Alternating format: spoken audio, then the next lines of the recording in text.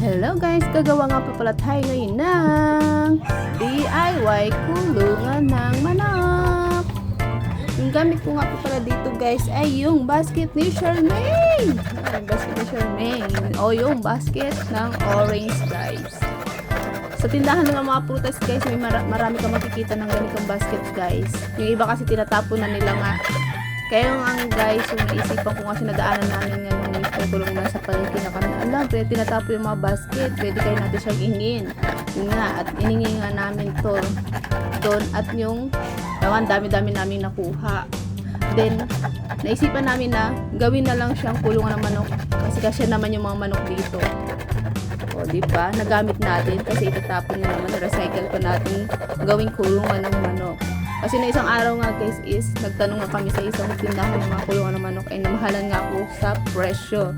Dinaisipan nga din namin sana na gumawa na lang na bibili kami ng mga kahoy or yung kawayan nga guys. Kaso mahal din. Kaya sabi ko nag-isip muna ako sa nag-isipan muna natin kung gagawa tayo or bibili. Sabi ko parang mahal nga kasi kulang sa budget. Sabi ko guys sa asawa ko din. Yung nga nung nadaanan nga namin itong mga basket. Uy yun ho. Kasi yung mga ano doon, yung mga manok ay ito nga ay naisipan namin na gagawin ko na lang siyang kulungan ng manok yung mga basket na to, diba? Nagamit ko pa. Yung kada ilalim nga po pala ng basket na to guys ay pinagpuputol-putol ko nga guys gamit yung blade ko na pamputol ng bakal guys. Ayan, isa-isa ko nga to guys pinagpuputol-putol din. Gamit nga yung cable tie guys ay pinagdugtong-dugtong ko siya guys. Sa isa nga yan guys, yung parang limang basket nga dito guys yung pinagdugtong-dugtong ko bawat isa guys. O yan.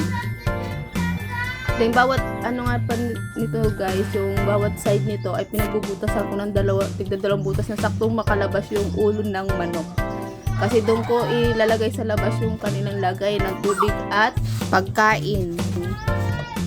Yung gamit ko nga po pala ditong lagay nilang tubig at pagkain guys ay yung pinaglagyan ng soft drinks. Kaya pinagpuputol-putol ko nga lang po at binutasan yung iba. Yun lang guys. Bye-bye!